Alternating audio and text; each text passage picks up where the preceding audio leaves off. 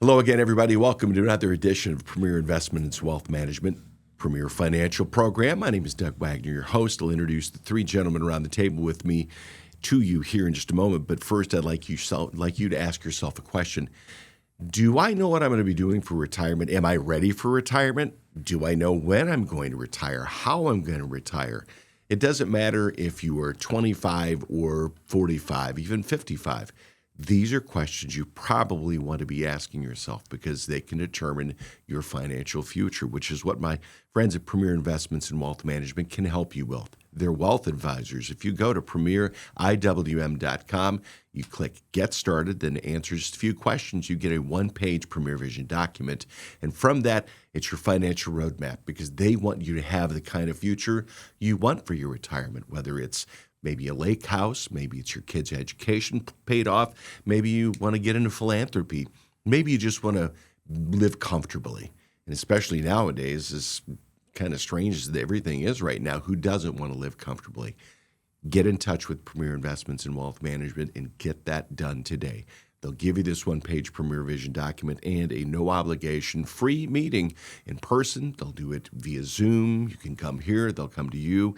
However you want to do it, just get it done today and get it over with. Check that off of your to-do list. Premier Investments and Wealth Management. You can go to premieriwm.com, or if you said, wow, I'm ready to run through that brick wall and go make the appointment now. Don't run through the brick wall. Run through the doorway. Pick up your phone, call 800-383-6590, and make your appointment at Premier Investments and Wealth Management. Named to Forbes 2026 Best in State Wealth Management Team. Starting at the other end of the table from me, he's the new sheriff in town, Vice President and Wealth Advisor, Certified Exit Planning Advisor, or SIPC. Elias Randel, how you doing? Hello, Doug. I am ready to run through a brick wall. That's how I'm doing. Just go through the doorway. Don't spend the insurance money. That's fine. I appreciate the enthusiasm, though. I've always been coachable, so if coach says run through the brick wall, I just start running. Don't ask any questions. There you go. I'll just move the wall. That's fine. We'll do that. I'll just... We've got Jonas Everett, wealth advisor, over 31 years of experience in the investment industry as well in the room. Jonas, looking good this summer. How you doing? Great, Doug. Geez, awesome. If I wanted to run so much, I'd join a health club. Yeah. What's the point of doing that? That's right. I guess we're all trying to get healthy in one way or the other, healthy in the wealthy and then healthy in the healthy size as well. Next to me is a wealth advisor, certified financial planner, a professional CFP. He's got over 11 years of experience in the investment industry. In addition to being my neighbor, he's also got his JD. He is Dr. Casey Mushrush. Just see you, Doug. How are you doing? I'm doing great. I have no brick walls in front of me, so I love the fact that we can take an entire one comment and we just derailed this entire episode right at the outset. So I think we know that we're going to have lots of brick wall puns coming up. That's too good. It could have been worse. We could have it be a brick house. It's mighty. Anyway, let's get right to the first question. Casey, I'm going to come right back over to you. Alicia says, I'm 45 and I've been a stay-at-home mom for the last 17 years. Since 28. I can do math. I recently got divorced and re-entered the workforce. I'm now making a $105,000 salary, contributing 10% to my 401k, as that is all I can afford right now. My company matches up to 6%. The only debt I have is a small balance, $60,000, remaining on my mortgage. Will I ever be able to retire comfortably at this rate, or should I start mentally preparing to work forever? Alicia, that's a great question. Really appreciate you sending that in. And just right at the outset, I want to congratulate you on where you're at as far as re-entering the workforce and really starting at a great place. That is absolutely awesome. Now, the second thing that I will mention on there, just keep in mind, you're not starting over, but you're starting from a different place. Now, what I mean by that is even if you are getting out over into the workforce for the first time, it doesn't necessarily mean that all hope is lost and that you're going to be working forever. There's actually a couple things that we can do in order to just kind of project out into the future or what that may look like as far as retirement income standpoint. But you've already got an excellent start. I just want to commend you on that.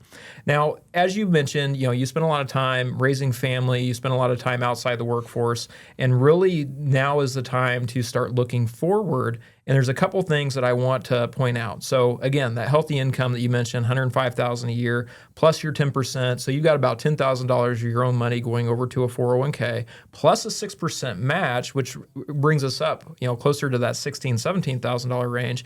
And you have controllable debt outside that mortgage. Even your mortgage, as you mentioned, is a little bit on the smaller side. The interest rate's pretty comfortable, based off of what you were saying here. So you're in a pretty good spot financially, and really the key thing is to make sure that you set yourself up for the future, looking forward. Just a couple of numbers that I just want to point out. So if you look at kind of a traditional retirement age, around age 65, I'm going to use 67 just because it makes the math a little bit easier. So let's say that you have 20 years in the workforce actually at this point in time. If all you were doing was $10,000 a year at 7% into your 401k, you'd end up with about $450,000 in that nest egg that you would be able to utilize in addition to things like Social Security and maybe some other assets as well that you could utilize in order to generate retirement income. Now, at $15,000 a year, which is a little bit closer to where you're at a 7% annualized rate, that's about $675,000 of nest egg or of investment assets that would grow to. And then if you actually just bump that back to age 70, so you work for 23 years rather than just the 20 years, and you only did the $10,000 a year, that's still about $580,000 of assets inside that 401k. Now, what you didn't mention is you didn't mention any other outside assets, whereas if you going through a divorce type situation, if you got like a portion of your ex-husband's 401k through a quadro, any IRAs or any of those assets, maybe it was a pretty clean break and you said, you take that, I take the house. I don't know what your exact situation is, but you actually can build up a relatively decent nest egg for the future. Now, I think the thing that you're going to have to be a little bit cautious on is you're going to have to define when you say a comfortable retirement, what exactly do you mean by that? Okay. Now, if you're saying that I want to be able to spend $20,000 on an after-tax basis and go do all these things, that may be a little bit problematic even compared to where you're starting at, at this point in time. I don't know that you'd be able to save enough in order to actually make that happen, especially if we're looking over, a 20, 30-year period of time as a traditional retirement. But really the big thing is if you are looking for understanding what sort of income you can generate, based off the contributions that you're making, that's really all about building out that plan and making sure that you understand what that can translate into in the future as well. So put your plan together, make sure that you're doing those savings, and just really start to execute on that. You've got basically 20 years in order to really put yourself into a good situation. The great thing is that you're starting from a very, very good point as well. So you're not going to need to work forever if you can put some very simple things over into place, and then you can continue to execute that plan over the next 20 to 23 years. Yeah, all that being said, congratulations. I'm sorry, really. That's one of the most difficult yet liberating things to happen, especially at your age, being a stay-at-home mom. But boy, stepping into the workforce, $105,000. Yeah, that's awesome. And having this ability. You know what I would probably suspect? I think in a situation like this, if you're walking right into the workforce making 105, that's your floor. That's not your cap. Oh, yeah, exactly. Yeah. And the other thing, too, is that you got some wits about you, some whereabouts, so that you have a good understanding. You weren't just turtling yourself away from the finances in your house, in your household. So good for you, Casey, or good for you, Alicia. Congratulations, and thanks, Casey, for the answer. Over question number 2, let's head to Jonas real quick. Danielle has a question for you. How can I get past the mental block of investing? For the longest time, I've been putting money into a regular savings account with no real plan. I figured at least I wasn't spending it, and once the balance got high enough, I would figure out what to do with it. Well, I've reached that point. I've decided to start investing some of the money, but part of me still hesitates every time I move money out of savings. What advice do you have for getting past the mental block, or do I just need to give it time to click? Thanks, Danielle. Really what you're feeling is completely normal, and I think letting go of a little bit of certainty depends on if you'd like to build a system that really lets you ease in with intention and a little bit of consistency. But what jumps out at me here, Wags, is, Danielle, do you have a 401k? Have you ever heard of a 401k? that's really what 401ks are designed for. The nice thing is, Danielle, that and you need to be congratulated because it sounds like you've done a good job saving money in your savings account. And it's really important to realize and recognize that saving money and investing go hand in hand. We talked about this. Elias loves this phrase. We talked about easing people into these programs, using dinner money to make life-changing money in retirement. Danielle, you might want to really look at the trade-offs between short-term and long-term. You're a rock star with saving money in the short term. Long-term is your retirement savings. Where's the 401k? Do you have a 401k? Let's start there. Can we put money in a 401k? There's really 4 magical things about a 401k that you can do if you have one, and I would assume that you've heard of one, or you can actually design your own 401k if you don't have one. You can start with smaller amounts and not a lump sum. You can gradually move into different stages by just setting up basic 401k accounts. You can automate this going forward. So what that means is if you have a big spare tire in your savings account and you start a 401k, you're always going to have that spare tire in your savings account. You're just going to put away some money each month or every other week into something that's an investment for your retirement. You're going to have some discomfort at first, but I think that what we've seen and what I've seen in the industry is these accounts are so diversified and they're so automated. I talked to Elias about this. It's almost like an invisible strategy that you set up. You really don't have to look at it. You just have to get something started. I would get something started right away. If you have a 401k, if you don't, then call a financial advisory firm, preferably Premier Investments and Wealth Management, and we could set you up with a personal account that gets into some pretty diversified stuff. I was asked last weekend at my bocce ball club, what's the number one stock that you would buy right now? And I said, I don't have anything like that. All my stuff's pretty boring. It's pretty diversified. All of them. And I think Danielle. Did you give the bocce ball players the needle in the haystack lesson? No, they don't listen to me anyway. So Danielle, I think you're listening to me. Boring is good. You can get into these automated programs. You don't have to look at it. It's an invisible strategy. I think you're going to be a little uncomfortable at first, but just don't look at it because they're designed to be diversified. And you're going to need a little bit of help setting it up, either from the payroll person, if you have a 401k, or from a financial or a wealth management firm. I really like something you were talking about, the automation that's on there, Jonas. And, kind of the beauty when it comes at least over to the automation as far as investments is you can set this stuff up in order to force yourself to do the right thing. And then you can also have it terminate at a defined point in the future. So for example, just to make up some numbers, just to make the math in my life a little bit easier, let's say that you're wanting to put in $500 a month and you've already accumulated $12,000 over into the savings account that you're looking at trying to deploy.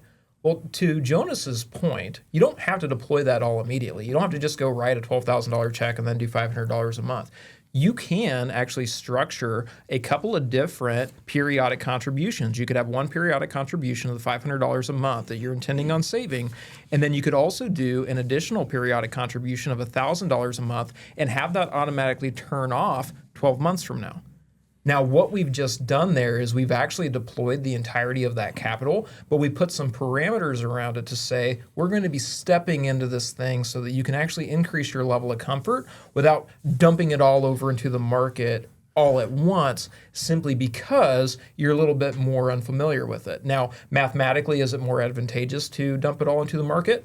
Maybe it is. Maybe that's not the most mathematically perfect decision for you. But more importantly, that might be the right behavioral decision for you that actually allows you to continue engaging in this over the long term, rather than having an immediate bad experience and then deciding all this stuff doesn't work anyway.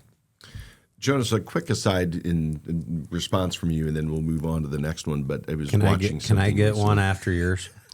You go and then I'll go. You go ahead, because I want to wrap up, because I've got my wrap, and then So if you do go, it, then we're I'll done wrap after you talking. wrap. Okay. So you So can I'll wrap, go then now. I'll wrap. I'll be right here after you guys are done going at it. You mentioned something that caught my attention, the mentioned something? invisible strategy.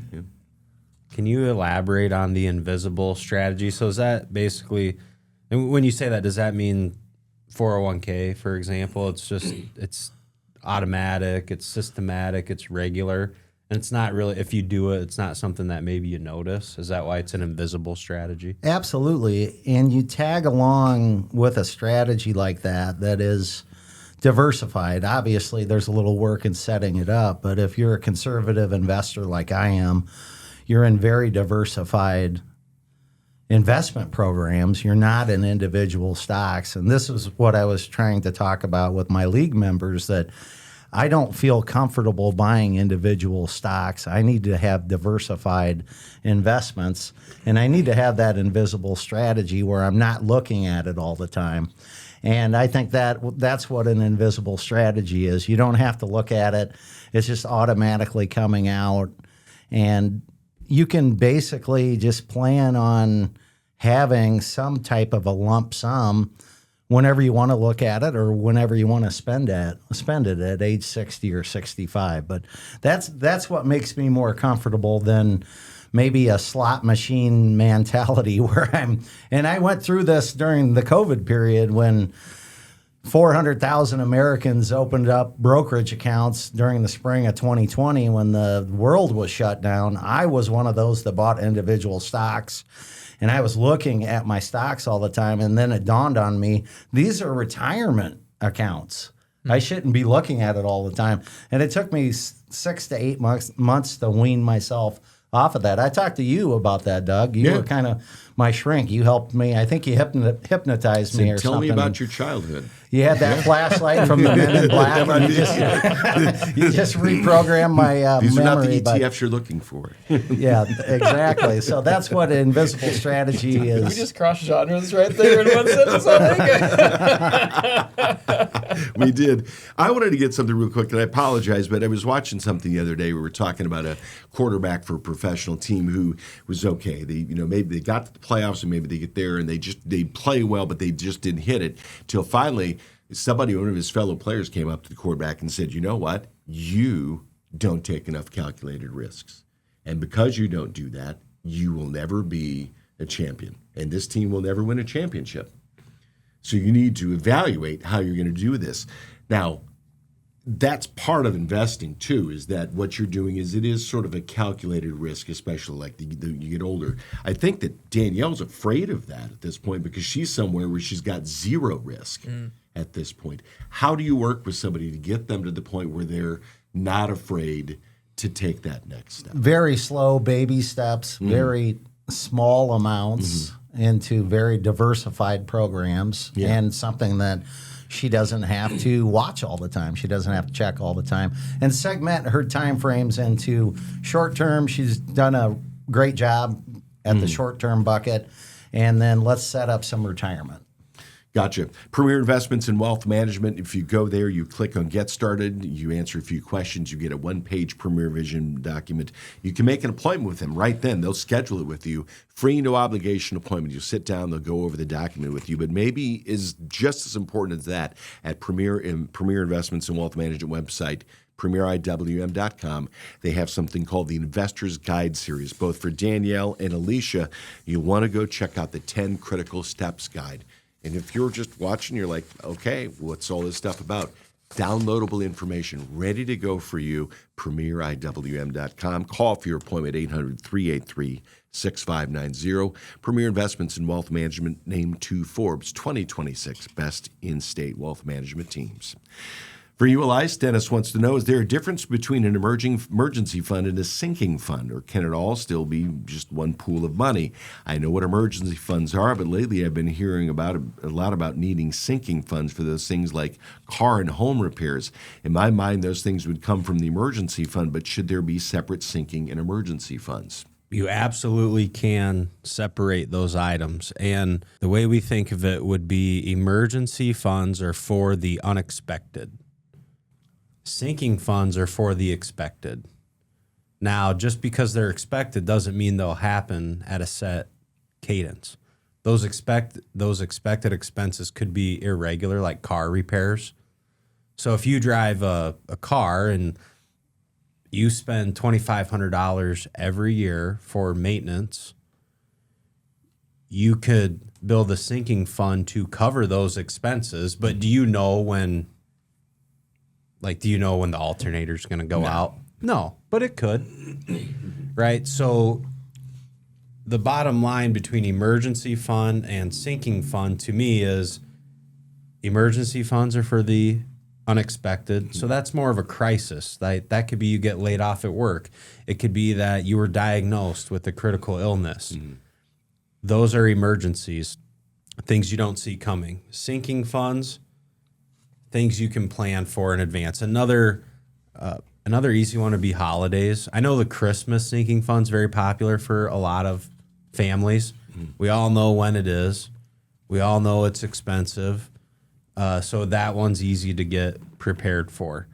So I think if you can start to think of it in those terms, and then how you account for separating the money, because that was part of the question, right? Should it be commingled or in separate funds? I'm totally comfortable with people doing mental accounting on stuff like this. If you need to be more organized and you need a spreadsheet to organize it, or you even need different accounts to organize it, to me, the bottom line is what you can execute and be successful is the way that you should do it. For me personally, less is more. I don't need a bunch of different accounts. I can do the mental accounting. Personally, I don't even really need the spreadsheet version of it. But I know there are people that do. And this is a little bit of a sidebar, but I've noticed working in this business, people like to share their spreadsheets with us. Someone did it the other day, and I thought, that's kind of an odd thing, but I understand why people want to share that with me. But a lot of people share their spreadsheet, but that's not something you would share. Like your neighbor's never going to say, "Hey, look at my budget spreadsheet." I get that from people. No, exactly. But I mean, you have like family members. If you're trying to say an example of like, here's to your kid, here's how we budget in our household. How do you do it? And they were like, "What do you mean budget? What are you talking about?" Well, here, I'm going to send you this. It's going to be blank, but it's going to have all of my formulas in it. So you can take a look and you can just plug in the numbers or something like that. Do you think that they sent it to you because they want you to be impressed over it, or because they want you to know more about their being financially completely open? I think both. Okay. I think both, which typically I am very impressed by the spreadsheets that people make. And it's really insightful into how they like to organize their thoughts. It's essentially what they're doing.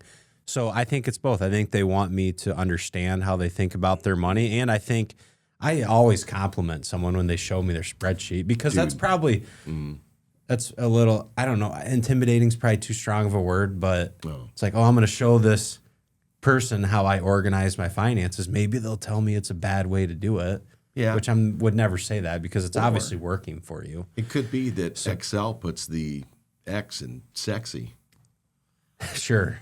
I don't even know what that means. But okay. I would agree with it, but hey, I think that's a yep. There you go. So get in touch with my friends at Premier Investments and Wealth Management. It's really good that you're thinking about these things. For me, one of the things is that I paid off my car, and then my mechanic said, "Okay, take that money that you were doing and start putting it away for your next car. Put a year's worth of money away, and then you're going to be ready to get that next car moving in." So yeah, and I want to add on to piggyback on that idea.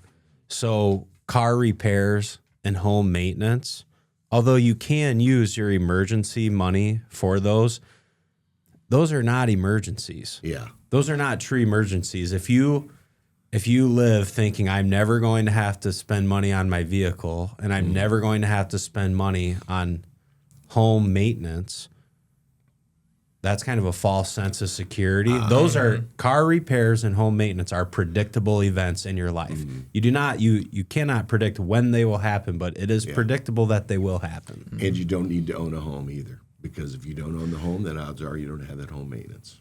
So one of those things moving forward. Premier Investments in Wealth Management, premieriwm.com, or call 800-383-6590. Make your appointment today. So much downloadable stuff. I'm here with Elias Randel, Jonas Everett, and Dr. Casey Mushrush. Just you, Doug. I'm going to bring this for everybody. And Casey, I'm going to turn to you first on this one. Sherry asks, my son's 29, has been very interested in investing. Every time I talk to him, he's got some new opinion on how to manage money, even if it contradicts the opinion he had last week. He's always sending links to my husband and I about a hot stock, new strategy, or something we're missing out on. I'm worried that he's bouncing back and forth too much, making bad financial decisions, but he won't take advice from us since we've never, quote, gotten rich. What tips do you have for young investors on getting financial advice from social media and how to tell the good advice from the bad? Okay. I have the very short answer to that. Don't. Next. There we go. No, so, if we take a look over at this, the trouble really comes from what social media is and really how it is being designed. And it's really not this lack of information that's out there. And even sometimes social media can have some very, very good ideas. Like there is oftentimes a lot of things on there. Now, the problem oftentimes is the presentation of the information where there's a lot of underlying assumptions that somebody is in a particular situation before, XYZ strategy actually makes a little bit, but whether or not that makes sense. And then it can create a lot of conflicting information or conflicting situations as well. Now, I'll give you a really good example, one that I see quite constantly, just given the social media feeds that I'm a part of. I see a lot of them that say, hey, would you like to save $100,000 in taxes? Oh, that's awesome. I'd love to save $100,000 on taxes. Now, there's actually an instrument that's called a cash balance plan that can, in certain circumstances, actually allow small business owners specifically to be able to do this. Now, what did I just mention there? You have to be a small business owner. You're probably making somewhere around $500,000 after tax if you're under a joint married filing jointly. It also is a multi-year strategy that is probably going to be set up anywhere between 10 and 30 years. There's also some actuarial calculations that are going to be involved in the same thing. But if everything aligns correctly, you could save $100,000 in taxes. Yeah. What do you think the social media post says? Save $100,000 in taxes. So that is a very compelling piece, at least over on the short term, and it's designed to grab attention. It's designed to try and bring somebody in, but it may not necessarily actually tell the entire story of what is actually going on and what has to happen in order for that to come to fruition. And what's being this question, what it's getting at, it's a common situation. This is the son, 29 years old, constantly changing how they're going to do it. That's not a strategy. Right. Are they really interested in investing? They should get a little more interested in having a real strategy. Changing your strategy on a week-to-week basis, that's not investing. That's reaction. Right. You're reacting to things. So what I would like to see in this situation, and to me what matters most, is let's develop a real strategy and let's execute it.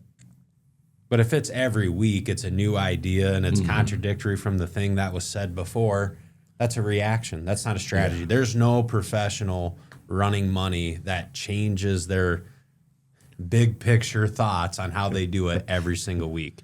Doug, you have the best story about the hot stock around the .com era that you purchased. Yeah. You saw it on TV. Yeah, so that was exciting. What else happened? One of the TV channels. It was the morning box, and they were talking about it, and they had the guy on, and I was like, dude, I got to get in on that. It was great. Got into that, makes its run, and then it goes. Then all of a sudden, I go to pull it up one day, and it's like, it's gone. What happened? It never existed. It was a fraudulent company that just took people's money and ran, and they finally caught people. And it was like, well. It was advertised on TV? No, it wasn't. It was on Squawk Box? It was on Squawk Box, yeah. It was a company that did fingerprint authentication and identification so that you could do, it was like the beginning of that whole thing back in the late 1990s. And it was like fingerprint identification at the source so that you would be able to identify who you were biometrically like that. How much money did you lose on that deal? It was $1,500, but Oh, so then, not, yeah. No, $1,500 was painful, but not it life-changing. was a nice little lesson to learn from that. So that was a tough one. Thanks for Yeah. reminding. Well, Thanks, you're welcome. Sorry, Jonas. Doug. Well, back to Sherry to help your son. There's a lot of lessons out there, but we do have a lot of 29-year-olds that are on the right track. They just I like my one customer that's actually 70 years old. He said this, and he's always said this: I'm playing the long game, no matter what. I'm playing the long game, and that's at age 70. The good news is your son's age 29. He's excited. We have a lot of customers at 29 that are just setting up automatic programs. He has time and compound interest on his side if he can just stick to a strategy that he really likes. And I would recommend that he start reading some very good investment books. There's a lot of good books out there. There's The Snowball by Warren Buffett, that if he can make it through the 450 pages, he'll have a lot different perspective on investing. But I think that we have a lot of 29-year-olds that are doing the right thing. He just has to have a consistent strategy. I'm curious. I heard something the other, and I can't remember who said it or where I saw this at, but there's a quote that money loves speed, wealth loves time. And I'm just curious, how would you interpret that, or how do you think that applies over to a conversation we're having right now? Well, I think the excitement is in the short-term trading and the buying individual stocks. And I think the wealth is in the maybe owning individual stocks forever, like the Warren Buffetts of the world, or owning the diversified funds that I like for a long, long period of time. And I think that's the difference. I love that quote, Casey. Mm-hmm. There's other ones too. The one I'm going to bring is, before we move on, is starters versus finishers. There are a lot of people that they start things and they start a whole bunch of things, but when you compare to the amount of things that they finish, it's very small. Finishers, the ones that are usually successful. It sounds like, bless his heart, likes to start stuff, likes to change things and maybe get some things going, but maybe isn't able to finish them. I'm curious too, because Sherry, and I don't know the answer to this, and maybe you got more insight on that. But what's the end game here? Mm-hmm. You mentioned that we've never gotten rich is kind of the thing that you guys have done. Like, how often have you talked to your kid about money, or like the strategies that you put in place in order to drive your own future financial success? And because I think that sometimes, especially in these intergenerational relationships that we see, that can be a little bit of a problem, where sitting around the kitchen table, people just don't have those dialogues with their kids, maybe to the extent of what they should. I look back on my childhood and I recognize that, we were very unique in that regard, that was a table discussion that we had. Family business, yeah. It was family business. It was family discussion that we had. Like, we knew what was going on. Like, back in around 2001, September 11, 2001, like when that happened, I remember my parents saying, we don't know how we're going to feed you guys next week, because they had a pen of fat cattle that lost so much money that it was a problem. The peaks and valleys. Yeah.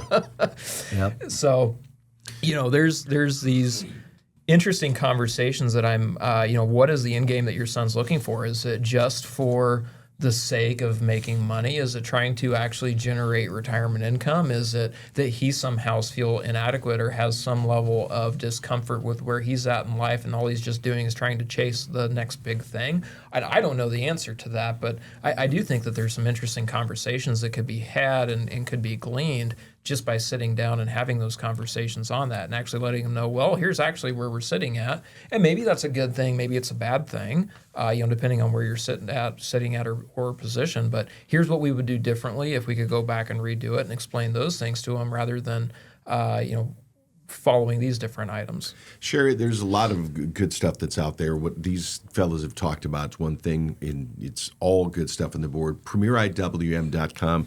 It does have those investor guide series that are out there. Learn to build lasting financial habits. That's something, maybe you download it, and maybe you can turn the tables on your kid and say, hey, you know what I saw? I just saw this. Take a look at this. Start downloading these things from premieriwm.com, hand them off to your son, and have a family conversation about them. May not be a bad idea. Might do something to start getting him on focus so that he can look at a financial future that is years down the road instead of just weeks, months down the road, and changing strategies all the time. premieriwm.com. Click Get Started, get your one-page Premier Vision document, or call for your appointment today, 800-393-6590. Casey, Kevin wants to know, I know you've talked about having a mixed pre-tax, tax-free, and taxable investments, so we have choices in retirement. How much should we keep in each type of account? Should they be split equally? Sure. So the first answer, it depends, and the second answer, maybe. Next. So really, if we take a look at this overall mix, there's not really a one-size-fits-all that we can just say, hold 52% of your assets in pre-tax and put the balance into like a post-tax and or after-tax retirement. There's not really a specific number for each one of these different buckets. Really, the overall idea behind that is you want to create future flexibility for yourself. Now, depending on what your tax situation is right now and depending on what it is in the future, that will, or is likely to be in the future, that's really going to end up determining what your overall mix is in terms of what these assets are. So I'll give you a brief rundown basically on what we're talking about. When we say these pre-tax assets, what we're talking about is traditional IRA, traditional 401k, 403bs, maybe like a 401a plan, something that money goes in on a pre-tax basis, and then when you pull that money out, it then becomes taxed at that period of time.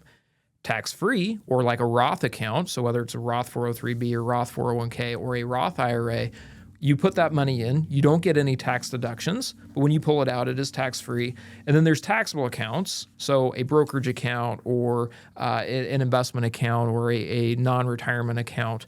These are taxed along the way, and then there's different tax mechanisms depending on the buying and selling activity underlying that portfolio or underlying that account in and of itself. So rather than having a specific percentage or specific dollar value associated with each, really the goal ought to be, where am I sitting at right now and what gives me the most flexibility for the future? Now, a couple of early guiding principles, I would say. Typically in early years of your career, you're probably making less money than you're going to later on. So we have a tendency to shift assets over to the Roth accounts in those particular situations, whereas we transition over to something like a pre-tax account, traditional 401k, traditional IRAs, as your income comes up. Now, there is a little bit of a dividing line, just very, very generically. Moving from a 12% tax bracket into a 22% tax bracket, that's a pretty good demarcation line for most individuals and most households. When we start seeing somebody in a 22% bracket, the pre-tax assets make a lot more sense compared to possibly, depending on what that future retirement goal is, even compared to something like a Roth.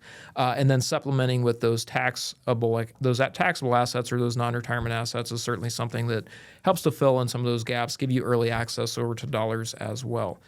Running the projections is really what matters more so than anything else, and trying to get some sort of a sense of an idea where you're at right now, where you're going to be at in the future. Now, take, for example, let's say that, just as an example, somebody's making $200,000 a year, but they're planning on retiring on $50,000 taxable.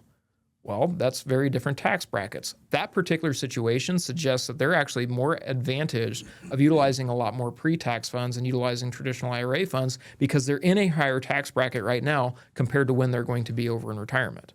Another, I would say, general rule of thumb, if your tax bracket is expected to be the same, we have a tendency to try and focus that on Roth IRA assets as well, just because it does give us a known number in the future compared to a hopeful number that we have currently.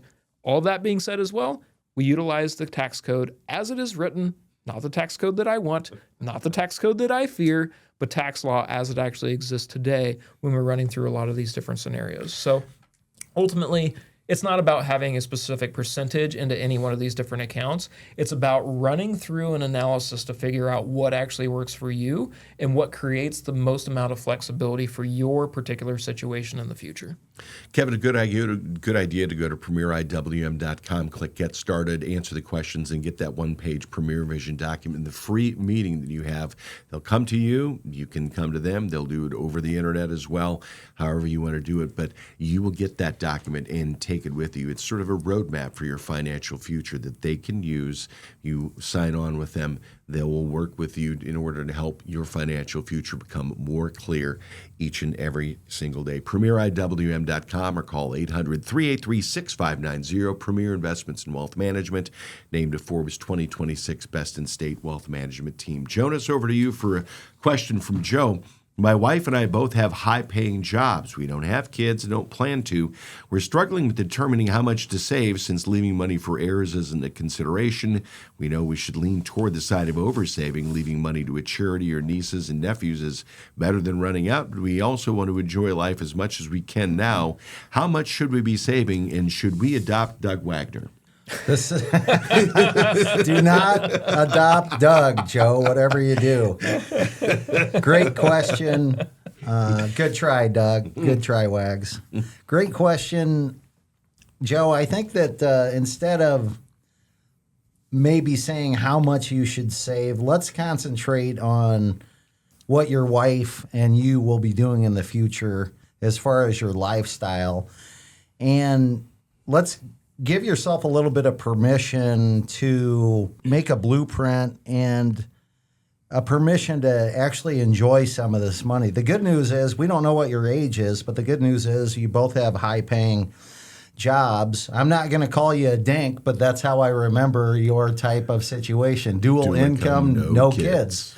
And this is a fantastic opportunity for you. Let's focus on your future lifestyle. Warren Buffett always said investing is money in now for money out later. I always ask customers, really at any age, walk me through your first year in retirement. What does it look like for you? A lot of customers don't say, I'm going to buy a vineyard or a new yacht and sail around the world, or I'm going to start another business. Most customers are saying that I'm really excited about putting a garden in when spring comes around and working around the yard. Well, if that's your lifestyle at retirement, then your savings rate doesn't need to be that great. I really like what you said, Joe, here, that you're leaning toward the side of oversaving. I had a customer in your situation, and she's retired right now, and she actually asked me a question. She said, should I be spending more money? Because she had nothing but nieces and nephews as beneficiaries. She had no charitable interest. She's done an amazing job saving money. We're talking lots of zeros, lots of savings over 55 years. And I said, I knew her lifestyle really well, and I said, well, I know you like taking trips. Can we just add another trip in there? Do you think that if we send you at Premier, we send you some more money for another trip each year, that you would be excited about that? And she said, yeah, let's go ahead and do that, because she felt like that she oversaved, but she was okay with it because she was she had enough what we call a permission to spend bucket. And that's what I would focus Joe on, not looking at the enough range. Let's start setting up these permission to spend buckets right now. And what that means is that it sounds like you want to start enjoying your life. We at Premier, this is what I call a lifestyle investment. The Everetts have a permission to spend bucket each year. And Doug, we like to go to Florida. Mm-hmm. And I think that if you strip down our lifestyle, we drive modest cars. We live in a modest house, but we like to go to Florida each year. Now, I know when we come back from Florida, our neighbors might be a little envious of that because they see our smiling pictures on Facebook and they don't talk to us for a few weeks when we get back. But you know what? The Everetts have a permission to spend money. That we've identified our lifestyle investment. And I think that if Joe talks to his wife and just figures out what type of future lifestyle is, and really the lifestyle is what Joe and his wife are doing right now. Yeah. It's so easy because I would ask Joe, what are you doing when you're not working? And him and his wife would tell me what they like to do. Right. And that's probably going to be their lifestyle at retirement. They're not going to change what their personality and their habits and their hobbies are at retirement. They're just going to continue to go that route, whatever they like to do. It could be gardening, biking, anything. Right. It's not just financial, Joe. This is something where they understand at Premier Investments in Wealth Management that it's emotional, psychological. This is something that may be competitive for some people. They help you tell the story for your finances and your financial future through wealth management, and that's what they're doing. PremierIWM.com or call 800-383-6590 for your appointment today. Elias, Joy wants to know, my parents, and you're going to have to do a definition mid-question here to make sure everybody knows. My parents are generously giving our kids a few $1,000s every year. They are adamant that it go into an UTMA, which is It's a uniform transfer to minor account. Instead of a 529, which is a College savings program. through the state. Correct. So that's what we've done. I like the idea of giving my kids a head start financially, but I'm nervous about getting them full control of that much money at the age of 21. Is there any way to put guardrails on how they use that money? The short answer is no, there's not. So once they reach the age of majority, which depends on the state, but some states it's 18, some states it's 21, the minor becoming the age of majority then gains full control of the account. So I think the good news is this is grandparents. Yeah, this is grandparents putting money into a grandkid account. So Grandma and Grandpa probably really aren't all that concerned about what Mom seems to think about them getting this money at 21. So here's some advice and recommendations I would make around this. You could use it as a teaching tool. We all need to learn how money works. Is money the most important thing in the world? No. It makes the world go around. It impacts all of our lives. I would set some expectations around how to use money, be responsible, understand it as a tool, understand how to use it. You could consider the balance based on the contributions and the amount it is. You could make some sort of estimate on what that future value could be, and then that could help you determine if you want to do some extra savings for your kids, or maybe since Grandma and Grandpa are already doing the UTMA account, you could do a 529. And then I would focus on financial habits which even if your grandparents don't put money into an account for you, more people should focus on financial habits and learn how to use money as a tool, not as an emotional part of their life. So the takeaway, I think the bottom line of this, all of these things are good things for people. There needs to be education on how to utilize them, and also needs to be expectations from the family on how we expect you to use this account when you have control of it. And then hopefully it works. It makes sense, and that's where Premier Investments in Wealth Management comes in with their wealth advisors. They can sit and talk with you, Joy, through situations like this if you're a client of theirs. And the other thing, too, is if you go to their website at PremierIWM.com, they also have downloadable resources that you could utilize, depending on your kid's age, to walk them through how to start thinking about money and making smart decisions. It's called Money Smart Kids Resources at PremierIWM.com. And if you have any questions about that, you can call 800-383-6590 for Premier Investments in Wealth Management, named at Forbes 2026 Best in State Wealth Management Teams. Final question for everybody at the table. It's a long one. Question is, Sean wants to know, what advice do you have for DIY investors who really don't want to be DIY but don't have enough money to get help yet? I'm 42. I've been saving exclusively my 401k up until a few months ago. I decided I wanted to open a small brokerage account that I can put money in as I have extra.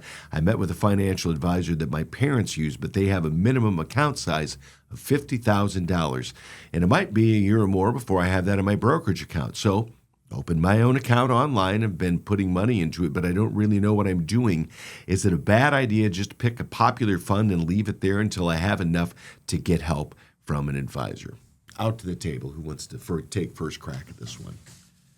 I really don't think it's a bad idea, Sean. I mean, there's a lot of programs out there that are already very diversified. What I would look at or maybe ask you to do too is most offices, if you want to work with a financial advisor, don't have account minimums. I know at Premier we have personality or relationship minimums. We just want to work with people that are nice and treat our people here the same, nice. And we, back to the grandparents putting money in for Joy's kids, that's a nice thing to do. We want to work with people that are very, very serious about their financial future. So I would say get a second opinion. If you don't want to do that, if you want to do it yourself, just make sure it's simple, consistent, a consistent approach. And I like those diversified funds that are out there because they're more of a longer-term investment than maybe a short-term trading like a stock investment. Elias? I think this is a sidebar, but I think $50,000 account minimum is a weird number to have as an account minimum. You should go find a firm that doesn't have that's willing to work with you. And you already said at the beginning you are a do-it-yourself investor, but you don't want to be. So you do want professional guidance and help. So you should be able to find somewhere that will help you. So Elias doesn't have any account minimums? No. All right. There we go. Should I start one? So Sean could find, I'm touching your shoulder right now, so Sean could find you pretty easily. Yeah, Sean absolutely could call the office and schedule a meeting with me if they would like, and I'll help them. To me, like I agree with you that the 50,000 number is kind of a bit of an odd one, but this also doesn't even necessarily play over into different comp structures that are available. Because there are as many different comp structures as there are financial advisors that are out there. Now, there's a couple of different models or a couple of different ones that are probably most well known, like the AUM model, taking percentage of the overall account values. There's also the models which are just straight commission driven, which are basically compensation paid by various different fund companies or by various different providers. There's also hourly engagements that are out there. So an hourly engagement or even like flat fee engagements, there's a lot of different ways that compensation can actually be driven, even over at the advisor standpoint. And I've told people this for years. I don't really care how I get paid as long as you understand what it is.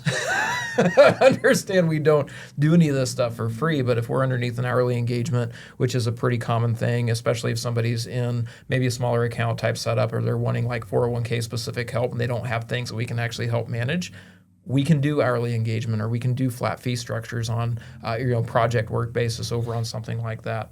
If somebody just wants a second opinion, as an example, well, I already had this plan that was run. I need somebody else to come back in and just double check the work. We can do those underneath an hourly or flat fee engagement. So to me, this almost becomes almost a compensation question as much as anything else. And maybe you just haven't engaged with the right advisors or looked out at the different comp structures. Now, I will say that as many advisors that are out there, there's as many opinions on what an appropriate comp structure is. Just make sure that you understand what it is and you understand the value that you're receiving for whatever it is that you're paying for. I wonder if Sean maybe lives on the East or West Coast or Chicago with this account minimum, because here in little old Iowa, I've never heard of an office having an account minimum of 50,000. Like Casey said, that's just a weird number. Or Dallas or Kansas City. Well, I know there's a lot of places. I know there's a lot. There's firms that have account minimums. It's usually 500,000 or $1 million. Mm-hmm. That's where Doug Wagner goes. I've seen them. I've seen them in several different places. The other question on that too, and here's something else I think is probably the dirty secret of the financial industry. So you are getting some behind the scenes look over on there. Oftentimes that account minimum isn't real. Like it just isn't. I've seen firms that have advertised we only take $500,000 clients, and I was talking to somebody, I'm like, well, how much do you have? Well, we got $50,000. Okay, well, that just tells me that firm number that was over on that website didn't actually exist. Well, it is. It absolutely is. I think that 3/4 of the time. Now, there's some advisors that actually stick with it, but. I do think that in a lot of those instances, that is a marketing gimmick more so than it is anything else. Take them for a test spin. I mean, seriously, kick the tires. This is the whole point. If you don't have a financial advisor or wealth advisor, great opportunity to do this. Get your first, second, third, fifth opinion and take all of them for a test spin. Ask similar questions and compare and contrast and see who you feel comfortable with. Like we said earlier, this is something where it's not just about the financial portion of it, it's about the emotional, it's about the intellectual, it's about psychological. All these things. Premier Investments in Wealth Management, it is a holistic firm, but ultimately, like you, they're focused on your financial future. Go to premieriwm.com, click Get Started, answer a few questions. They'll provide for you a one-page Premier Vision document, and then they'll sit down in a free meeting with you. They'll come to you. You can come to them. They'll do it over the interwebs and whatever your platform is. But the whole point is that it's tailored to your financial future, nobody else's, because it's like your own little fingerprint, your own little financial DNA. PremierIWM.com. Click Get Started and answer those questions. Or you can call and make your appointment at 800-383-6590. Premier Investments in Wealth Management, named to Forbes 2026 Best in State Wealth Management Team. For Elias Randel, for Jonas Everett, for Dr. Jonas Everett, for Dr. Casey Mushrush. Good to see you, Doug. I'm Doug Wagner. We'll talk to you again next week. Premier Investments in Wealth Management Financial Program. Securities and advisory services offered through LPL Financial, a registered investment advisor, member FINRA SIPC. The opinions voiced in this show are for general information purposes only and are not intended to provide specific advice or recommendations for any individual. To determine which investments may be appropriate for you, consult with your attorney, accountant, and financial or tax advisor prior to investing. Premier Investments in Wealth Management and LPL Financial do not provide specific individualized tax or legal advice. We suggest that you discuss your specific situation with a qualified tax or legal advisor. Rebalancing a portfolio may cause investors to incur tax liabilities and/or transaction costs, and does not assure a profit or protect against loss. Economic forecasts set forth may not develop as predicted, and there can be no guarantee that strategies promoted will be successful. All performance referenced is historical and is not a guarantee of future results. All indices are unmanaged and cannot be invested into directly. There is no assurance that the techniques and strategies discussed are suitable for all investors or will yield positive outcomes. The purchase of certain securities may be required to affect some of the strategies. Investing involves risks, including possible loss of principal. There is no guarantee that a diversified portfolio will enhance overall returns or outperform a non-diversified portfolio. Diversification does not protect against market risk. Dollar cost averaging involves continuous investment in securities, regardless of fluctuations in price levels. Investors should consider their ability to continue purchasing through periods of low price levels. Such a plan does not assure a profit and does not protect against loss in declining markets. Contributions to a traditional IRA may be tax deductible in the contribution year, with current income tax due at withdrawal. Withdrawals prior to age 59.5 may result in a 10% IRS penalty tax in addition to current income tax. A Roth IRA offers tax deferral on any earnings in the account. Qualified withdrawals of earnings from the account are tax-free. Withdrawals of earnings prior to age 59.5 or prior to the account being open for 5 years, whichever is later, may result in a 10% IRS penalty tax. Limitations and restrictions may apply. Prior to investing in a 529 plan, investors should consider whether the investor's or designated beneficiary's home state offers any state tax or other state benefits such as financial aid, scholarship funds, and protection from creditors that are only available for investments in such state's qualified tuition program. Withdrawals used for qualified expenses are federally tax-free. Tax treatment at the state level may vary. Please consult with your tax advisor before investing. Forbes Best in State Wealth Management Team's ranking was developed by Shook Research and is based on in-person, virtual, and telephone due diligence meetings and a ranking algorithm that includes a measure of each team's best practices, client retention, industry experience, review of compliance records, firm nominations, and quantitative criteria, including assets under management and revenue generated for their firm. Investment performance is not a criterion because client objectives and risk tolerances vary, and advisors rarely have audited performance reports. Shook's research and rankings provide opinions intended to help investors choose the right financial advisor and team, and are not indicative of future performance or representative of any one client's experience. Past performance is not an indication of future results. Neither Forbes nor Shook Research receive compensation in exchange for placement on the ranking. For more information, please see www.shookresearch.com. Shook is a registered trademark of Shook Research, LLC.